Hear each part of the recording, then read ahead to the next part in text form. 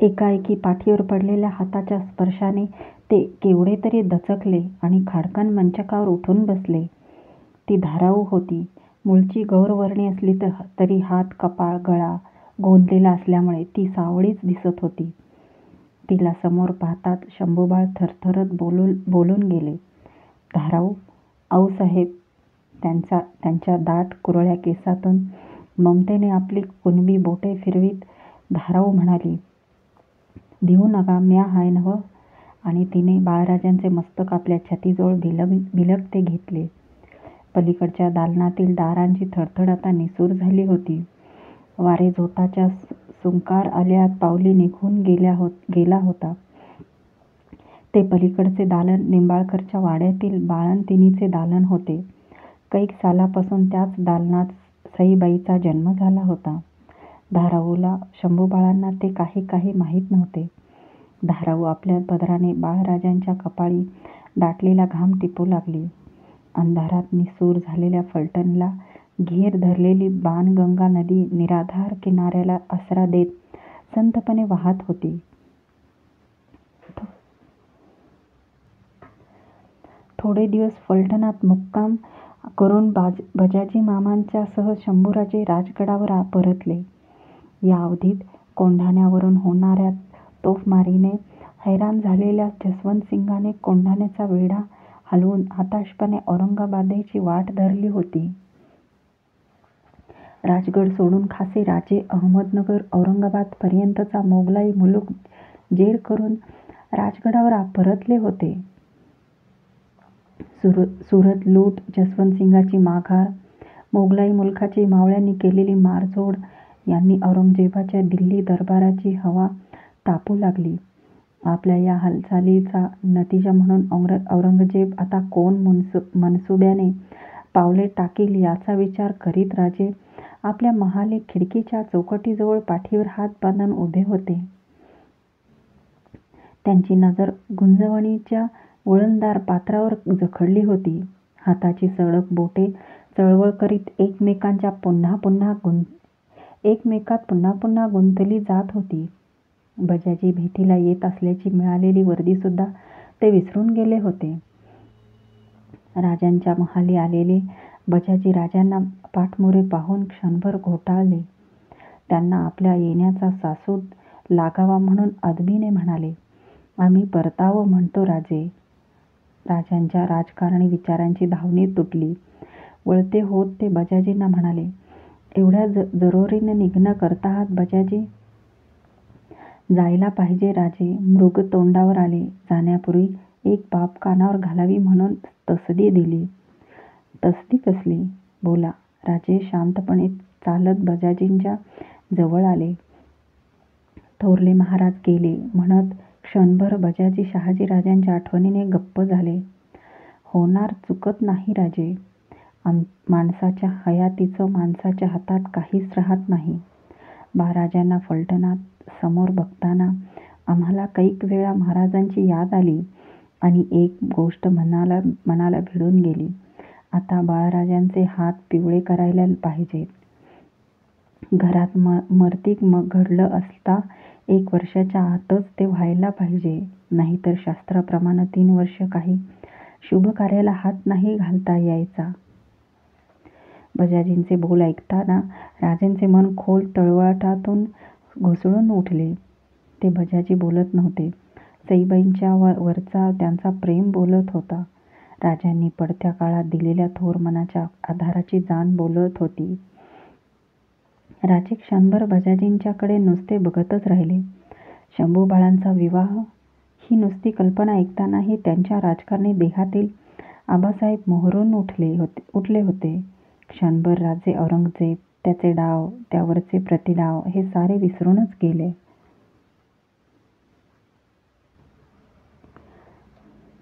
त्यांच्या शिवसतेज डोळ्यांसमोर मुंडावळ्या बांधलेल्या शंभूबाळाची मूर्ती उभी ठाकली.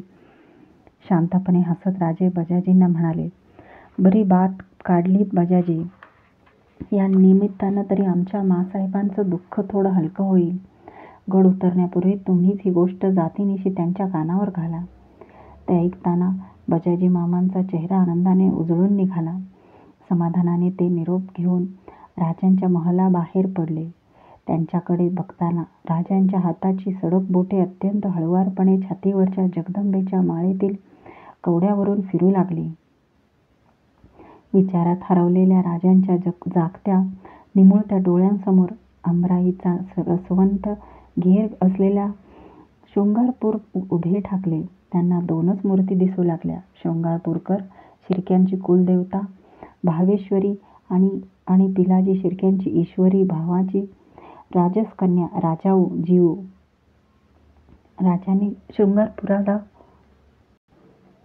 थैलीस्वार पाठवून पिलाजी शिर्क्यांना गणोजी आणि राजाऊ यांच्यासह टाकोटाक येण्यासाठी बोलावून धाडलं. पिलाजीराव आपला कबिला घेऊन दोन्ही मुलांच्यासह राजगडावर आले. राजांनी वडीलधाऱ्या जाणत्यांच्या साक्षीने सदर बोलावली. सदरेच्या एका तर्फेला चिकाच्या पडद्याआड राजांचा राणीवसा बसला. भरल्या सदरेत जिजाबाईंच्या तर्फेस बसलेल्या राजांनी पिलाजीराव शिर्क्यांना शब्द टाकला. आमचे महाराज साहेब गेले. त्यांना 1 वर्ष होण्याच्या आत धर्मशास्त्राप्रमाणे आम्हास आमच्या बाळराजांचं शुभकार्य करणं आहे. तुमच्या घरची शोभा असलेल्या राजाऊंना आम्ही आमच्या सुनबाई म्हणून बघाव्या म्हणतो. त्यासाठी आम्ही सदर साक्षीनं मागणं घालत आहोत. तुमचा तो मनसुबा असेल तो साफ बोला. राजेंचं अदबशीर बोलणे ऐकून पिलाजींचे रांगडे काळीज भरून आले. एवढ्या जरोरीने राजांनी कशासाठी बोलावून धाडले याचा त्यांना आत्ता उलगडा झाला. पाणावल्या डोळ्यांनी पिलाजी, जिजाबाई आणि राजे यांच्याकडे बघत बोलून गेले. राज, ही वळचणीची गंगा पार आड्याला न्यायची गोष्ट काढलीसा. तुमच्या पायाजवळ उभं राहायची लायकी नाही आमची. बाळराजांच्या साठनं लग्नाला पोर पाहिजे असा कवाबी हुकूम केला असताच तर आणून पायावर घातली असती. या परास काय सोनं व्हाणार हाय तिच्या जन्माचं. पिलाजी राजांचे थोरपण नजरेआड न करता कळवळून मनाचे बोलले होते. नाही पिलाजीराव, तुमच्या आमच्याच घरची काय पण कुणाच्याच घरची मुलगी हे घरधन आहे. ते त्याच इतमामानं आणावं लागतं. तुमची मुलगी लग्नासाठी नव्हे तर आमच्या सुनबाई म्हणून आणण्यासाठी आम्ही शब्द टाकला आहे. तुमच्या गंगा वळचणीची नाही पिलाजीराव, ती इमानी रक्ताची स्वर्गाची गंगा आहे. म्हणूनच आमच्या कबिल्याकडची आमची कन्या नानीबाई तुमच्या गणोजी रावांच्यासाठी पदरी घ्या असं मागणंही आम्ही आत्ताच घालतो आहोत. बोला, हा साटलोट्याचा रिश्ता तुम्हास कसा वाटतो? राजांनी हसून पिलाजींना सवाल केला. जाणत्यांनी भरलेले सदर जाणत्या राजाकडे भारावून बघू लागले. ध्यानीमनी नसलेला दुसरा धक्का बसलेल्या पिलाजीने काही न बोलता जी म्हणून पगडी डोलावली. वर्दी पाठवून शंभूराजे, गणोजी आणि राजाऊ नानीबाई यांना सदरेवर बोलावून घेण्यात आले. या चौघांनी भरल्या सदरेला मुजरा नमस्कार रुजू केला. सदर बैठकीवरून उठून राजे शांत चालीने छोट्या राजाऊजवळ आले. हुजऱ्याने समोर पेश केलेल्या तबकातील साखर मुठीत घेऊन त्यांनी खाली मान घातलेल्या राजाऊंची हनुवटी डाव्या तर्जनीने वर करून क्षणभर तिच्याकडे पाहिले.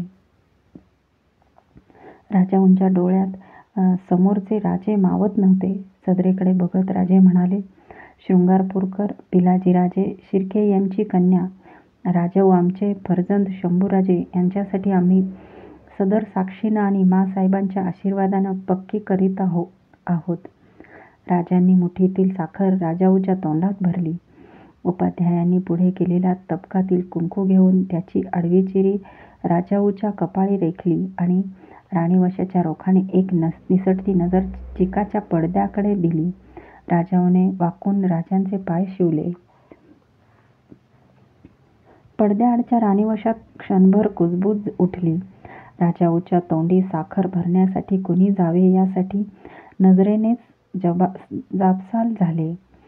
सदर खोळंबले होती. चिकाचा आडपडदा दूर सारून सोनपुतळ रंगाच्या आणि तशाच काळजाच्या पुतळाबाई पदर सरसा धरीत सदरेवर आल्या. माँसाहेबांना नमस्कार करून त्यांनी पुढे होत राजाऊंच्या तोंडी साखर भरली. वाकून नमस्कार करणाऱ्या राजाऊला औक्षवंत व्हा असा तोंडभर आशीर्वाद दिला.